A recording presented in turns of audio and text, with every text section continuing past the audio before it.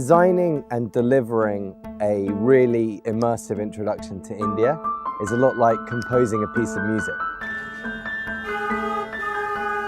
So I was like, India, I gotta get over there. It's been something that has been kind of a dream of mine. We started off in more of like a spiritual setting and everything was calm and relaxed. The colors and the noises and the languages and the different smells and tastes have been completely different. I feel like a celebrity half the time getting pictures taken. The access that we had to things and people and organizations that no other company would be able to present was extraordinary. I thought I would come here and probably get sick, but the only thing I've been sick with is joy.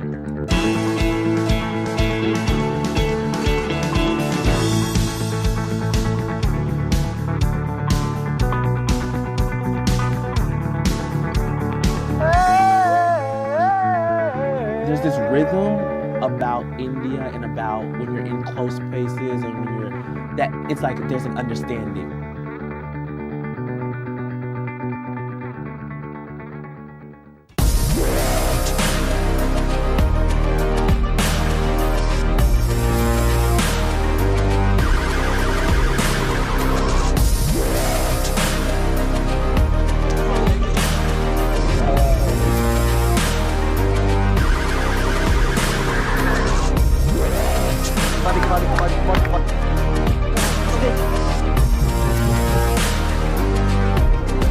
Oh my God, here I come.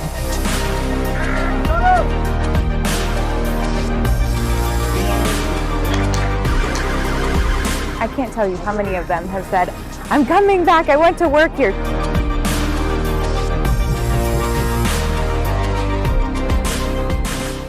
Hello and welcome to the State of Culture. I'm Sohaila Kapoor.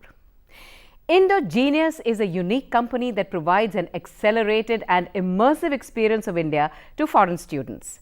To date, over 900 US, UK and European students have completed a program with them.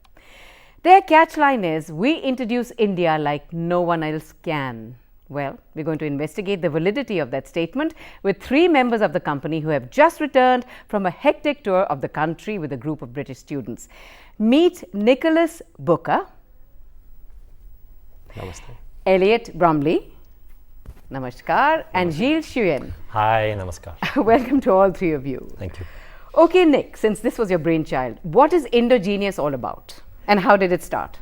Well, first of all, let me say that India introduces India like no one else can. Okay. And if anything, all we try and do is get out of the way in order to allow India to really show its extraordinary true colours and enable its people, its institutions and its culture to be something that can be experienced by students from all over the world.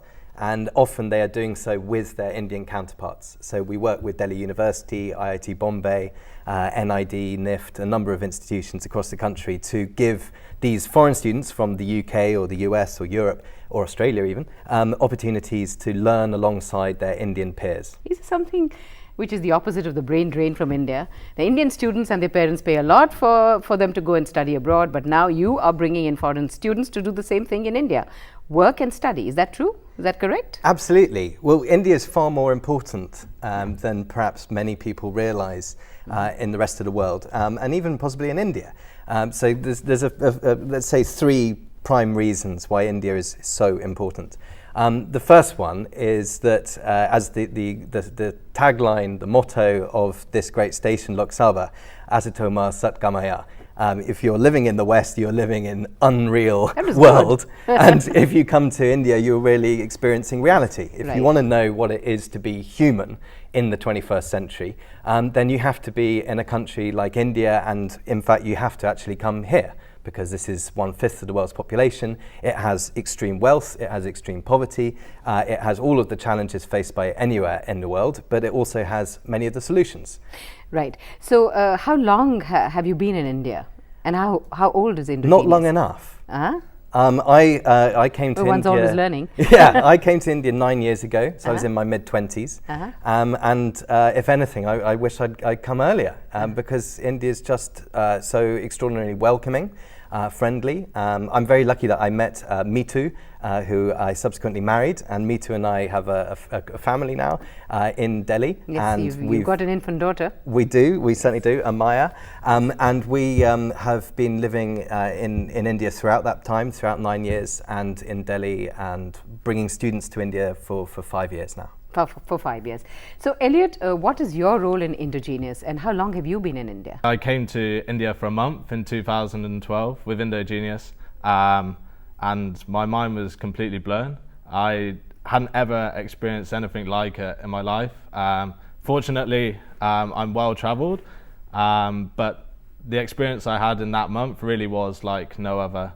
I mean, I have friends and family who have travelled to India in the past, and they've come back and they've told me, their experiences. But the experience I had in that month on the cultural immersion with Indogenious really, blew away everything that I'd heard and read prior to that. So that month really ignited a fascination and an interest in India. And I returned every year since then. I graduated last year, and fortunately I was offered a job with Indogenious, and I leapt at the opportunity and moved out here straight away. Whilst most of my friends, they're back home, we all had similar education, and one thing I think, if I hadn't have come on the program in 2012, I absolutely wouldn't be here now. I don't think I would have made the leap to move to a country like India, but also to have become aware of what India has to offer in my lifetime and future generations. It really wasn't, there wasn't a decision to be made when I graduated. I wanted to move here. Fantastic that Elliot has come back every year. Seems to have fallen in love with the country. Yeah, and actually, can I just say that Yes. 99.6%, Elliot's not alone, 99.6% of our alumni want to return to India to study or work. And when Or to volunteer too, I believe. And to volunteer. That's And wonderful. to come back and help us, we have hundreds of applications every year from our alumni. So they absolutely love their time here. And that's because India is so welcoming, and it represents so many opportunities for young people. Gilles, is that true? Is that what you found when you came to India? You've been here for 20 years and you come back, you renew your visa and you come back every year, I think. Yeah, I renew my visa from here now, but yeah, it's been 20 years. So what has been your reason to stay in India, live and work here? I think it's mainly about the people, and I think, mainly about the people. I think there are great lessons to be learned about what life is all about, and about also about human relationships. I realized actually the first time I came to India, I realized how lonely I was in France. Staying just with my mother and my father, and then I moved out then as a student, and then my first trip to India was in Delhi and in Dehradun. I stayed in the family, and I think I was there for a week, and then in that week I must have met 100 people, because they came and some uncles were coming and some cousins. So I realized, oh my goodness, they're so in touch with their extended family, and then there's so much love, and then also when I traveled by train in India, I realized that people talk to you and they really ask questions, not out of curiosity, but just to create that human connect. Yes. And my first reaction when I reached back France was about to look at people in the eye in the street, and people were very, very uncomfortable. Because in the West, why are you looking at me?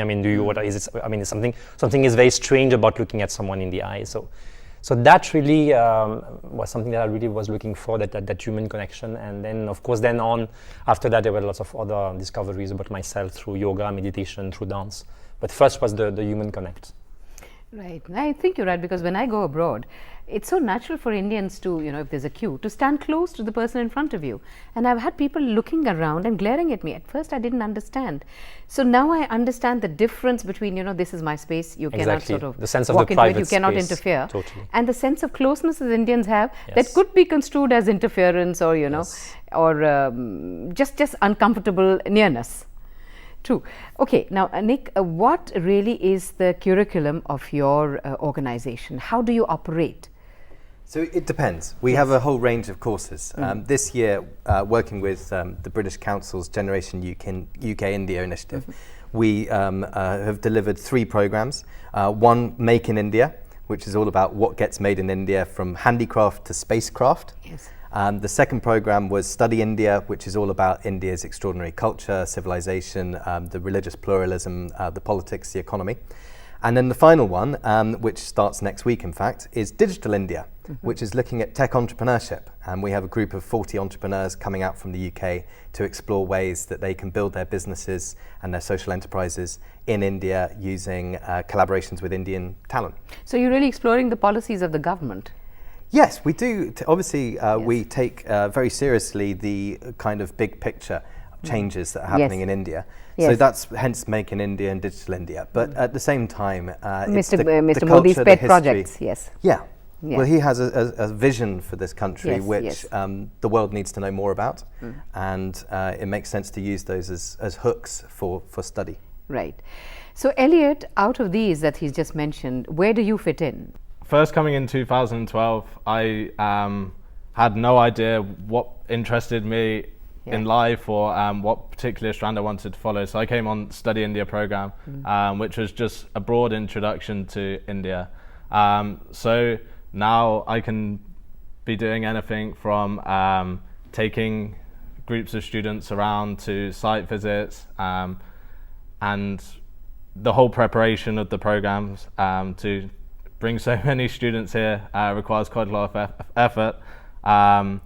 But yeah, I mean, through Indogenius, it's given me the opportunity to not only learn more myself, but through that to help other like-minded peers. I've only just graduated, and the majority of the students are similar age to me, so I can share what interests me in this country, and what the opportunity for people our age particularly. I really don't think there's any better place to be right now as a young person in the world. So you intend to stay here for a couple of years? Or? Definitely. I mean, my friends and you family look happy about it. Always ask me, when are you coming back? When are you coming back? Not for some time, huh? Yeah, definitely. Right. Gilles, now you are in charge of the cultural aspect of Indogenius. You've been teaching the students Bollywood dancing. Yes, you know, you're skilled in that. You're a dancer. You're basically a choreographer and a dancer, and you've done ballet. You've done partly jazz Indian and jazz, of, Bollywood dancing, and everything. Chow and Indian classical dancing also. So tell us a little about your role in Indogenius. Well, first of all, I would like to speak about why I feel this program is so, exciting, and also to be part of it. I think it's showing India in the right way. I mean, it's the right mix of imparting knowledge, meeting experts from all fields, and and really having access to the most accurate knowledge, and also a hands-on experience. Because I don't think that I think India more than an idea is an experience, and then if you don't come here and you don't go like a field work, if you don't experience everything from experience of the senses, the colors, the textures, the perfumes and different smells, and also when you also go into traveling into a different part of the country, the rural areas, the cities. So the program has that right mix, of also going outside and learning from like the classroom being what we experience outside. So that was really exciting. Yes, so my role is definitely about taking care of some morning sessions where I teach Bollywood dance classes. So why Bollywood again? It's not so much about the technique of it or the steps, it's more about Bollywood, of course, as an introduction to a part of popular Indian culture. And also about an aspect of India which is about, I think, something about becoming a child again and just going to that space of just being and just having fun and forgetting about your mind and your intellect, and with the experience of being with the music, being all together. It's also a very nice icebreaker, in a sense, like people come at the beginning, they don't know each other and they come from different universities, but in the dance class they're all together and they're all having fun, and then we do perform the routine at the British Council or in different venues that we fix. So that sense again of India being the sense of community, the sense of being all together, and that's, I think, it's what we start with. I also give them an introduction to meditation in the Bollywood dance class as well. Right. And we also have a yoga expert, Susie, who's taking care of the classes, and then when she's not there, when also sometimes take yoga classes. My other input is also about bringing in experts from my field of expertise. So maybe people connected to theatre, to fashion. So I also asked them to come and share their experiences with the students. For example, for the Make in India program, we had a lovely experience meeting craftsmen, and I loved traveling to Jodhpur and Ahmedabad. It was really amazing because of my work, because of course I'm a dancer choreographer, but I work with costumes as well. So it's also really amazing to be. The textile traditions of India are just so amazing. So it was really really amazing to see that and the students to hands-on to look at embroidery and indigo dyeing and all these things. So it was we'll be back to this exploration after this very short break. Don't go away.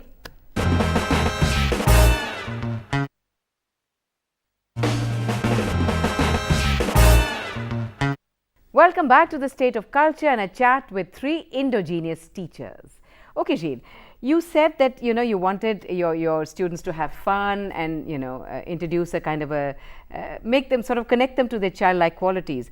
Do you think foreigners see that child in a grown-up Indian? Because I've had people tell me who come from abroad, Indians are very childlike, they want fun all the time, there's Bollywood dancing, there are carnivals and melas. So is that what you are appealing to? We'll come back to you. You can contradict it later.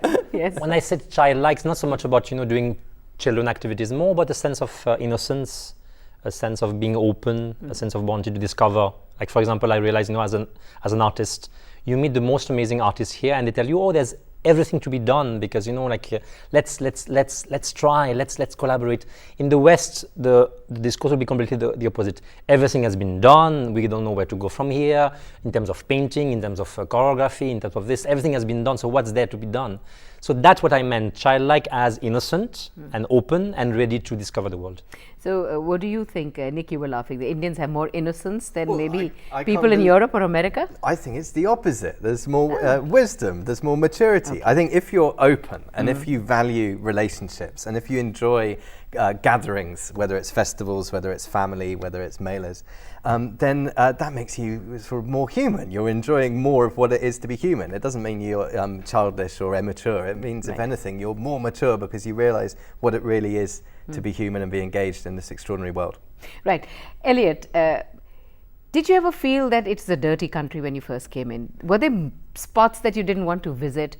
And when the students come here, do they balk at going at certain areas? How do you convince them to overcome that fear of India? A lot of them have a fear, not just of the dirt, of the people, of the strange rituals, and also this crowd, this human community that is so exactly what you said is good about India. They find it very offensive that people just, cloister around each other. The physical intimacy of people, the intimacy of bodies sort of jostling against each other. Did you have to fight that? Or did you have to convince them? For me personally, when I came with a very closed and narrow mind. And I think the main way of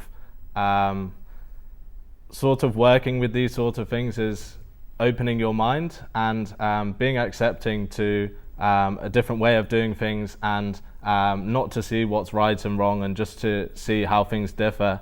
On the programs, it's a full cultural immersion, so they see everything from the richest in the country to some of the poorest. And it's more about the way in which people think about these activities and sort of these scenarios.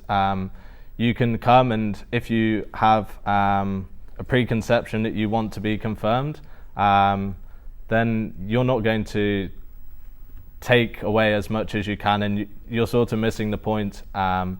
So for when I first came, I had obviously stereotypes and associations with India, which I think a lot of people do in the West. But seeing them firsthand and having exposure and thinking about them different ways and thinking about solutions or potential really does offer a different perspective.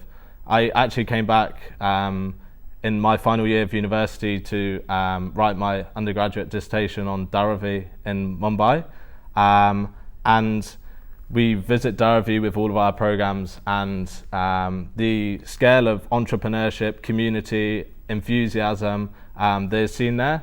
A lot of the students after the visit are stunned and shocked and they all say I had this preconception in my mind about what India is like, what are slums like, and it's completely changed through experience.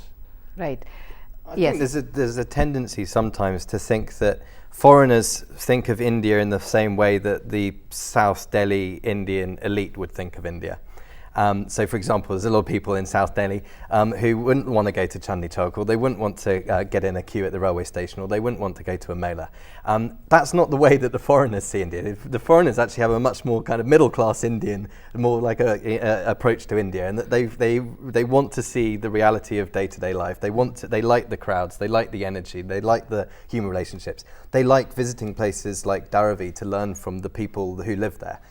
In a way that perhaps your upper class Indian elite would rather just pretend it doesn't exist or push it to the side. So your foreigner's mentality of India is far more like your average Indian middle class attitude, and that's where the real affinity between foreigners and Indians comes, I think, is when people meet normal everyday people as opposed to people with highfalutin ideas. Right. Gilles, what about you? Did you have to deal with any stereotypes, or maybe help resolve those in your students? Not really. I think it's I mean, at the beginning, it's as Nick said. I think they want if they come here it's because they want to discover something which is very different. So of course it starts from the weather, and starting when they in my dance class sweating like crazy, and dealing with that, and when they so it's I think more about. It's that the inner journey, to go through all the outer differences, and but then wanted to not to adjust, but wanted to go to that experience. And I think us as designers of the program, we have to get that right balance, to go out there and sweat it out and be there and meet people and go into that kind of a space. At the same time, at times also be in a very comfortable environment and meet people and discuss about some other things. So get that balance. So go into that out of the comfort zone, and then also go back and then also enjoy also like a very healthy discussion about things. Right. Quick example. We could move from city to city, so we could easily fly from Delhi to Mumbai. We don't. We take the train. We take the Rajdhani, and you take that train, and it's an 18-hour journey, and you're sitting with lots of people from all different backgrounds, and the students absolutely love that experience. And yes, it's not as quick or as comfortable or as easy as taking a flight. But it's a much more engaging way to travel between cities. Right. Tell us more about the programs and the events that you've had. You've just come back from one tour, right? Yes. So we do, as both Gilles and Elliot have sort of intimated, we do everything from visiting villages in rural India, whether it's Maharashtra and seeing farming communities, or whether it's going into the villages outside Jodhpur and meeting craftsmen and women who are making extraordinary textiles or block printing. But we also go and visit places like Tata Nano, the factory in Sanand, where Tata Motors are making the nano car. Ford India, seeing their plants. Going into business communities and IT parks, Microsoft, Google, Infosys. We're staying at the Infosys campus in Mysore in October. So it's a whole range of different things, from the business side to the culture, visiting mosques, durgas, temples, gurdwaras, to visiting places of work. Okay. And what do you have for the future? Any other programs for this year, or you have something new for next year? Yeah, well, we're very excited that we're going to be hopefully launching a program next year with working with the Government of India to bring 400 students from around the world and Indian students on a train around India. And the theme of that program is solving global challenges through technology. So whether it's energy, whether it's food, whether it's peace and conflict, whether it's education, healthcare, these are all problems where technology is providing solutions, and increasingly Indians are the ones innovating those solutions. So it makes sense for people from Japan, China, the US, the UK, Australia to come here to learn with their Indian peers on how to solve great problems. When these students come here, your peers, your friends, do they want to come back and work here, earn here, or do they want to volunteer? From my experience, it spans from coming back here to study, coming back here to work, coming back here to volunteer, coming back here to collaborate with young Indians that they've met on our programs. I mean, the opportunities really aren't limited. So whatever your interest or field, I think it really depends. But that is one thing in common, that they all do want to come back or have some connection between the rest of their life and India. Right. Gilles, what has your experience been? Do they want to come back and learn and do yeah, but I Bollywood won't dancing? I won't know much about the trends. What is very exciting is that we meet lots of people, and it's like a large number of students, but we always have a few connections. For example, when we go to Haji Ali in Mumbai and on that walk, every time, I mean, I've done now the program for many years, but every time you'll have one or two students with us, and then we'll just walk, and that walk, and they'll have these questions about, more than just, the place, but more about life, and about, what to do next, and also, I think it's like me. Like when I came first, I had all these questions about my life, seeing India, seeing Indian people, seeing the way they were living, all these questions about my values and what to do and my mission, and so it goes into these larger questions, and that is something that I feel is very exciting, and I then keep in touch with the students through social media, and sometimes people write to me after 6 months or 3 months, said, now I'm in this situation and I would like you maybe to help me or what to do. And so for me, it's also about that. It's about, again, that human connect, that, it's apart from coming to another country, it's about also that inner journey of them, understanding that life is not only about, getting a diploma, getting a job, but, that life has so much to offer. And then that's why I like to be on the program, for the adventure. Right. One last quick question. Elliot, you and Nick are British. Gilles, you're French. You have a lot of American students who come in. Is there a differing point of view, in the different people from different continents? Definitely. Different point of view of India? Yes, definitely. I think, particularly with the UK, you obviously have extraordinary history. And there's no question that when the British first started arriving in India 300 years ago, the Indian economy was 20-something% of world's GDP, and when the British left, it was 2%. So the British have a very difficult relationship with India in terms of their perspective. There is colonial guilt. There is a sense that we harmed India, and therefore, for some people, there is a fear that Indians won't be welcoming. That's normally shattered instantly when they start meeting people, and they realise that actually they have more to gain from India. There's more that they can offer India today, and that in the present day and looking into the future, India's role in the world economy is going to be far more like its historical role 500 years ago, when 2/3 of the world was living under Indian influenced civilization, if you think of the influence of Buddhism in China, Korea, Japan. But also that the Indian economy, which is now the fastest growing in the world, is a place that offers opportunities. Right. Thank you, gentlemen, for joining me in the studio today. Thank you so much. It's interesting, very interesting, the kind of work you're doing. Thank you. And you're pioneers, I think, in this field. Thank you, Sohela. Thank you. Well, that's all in this episode, folks. And join me again next week, same time, for yet another cultural chit-chat. Till then, it's goodbye.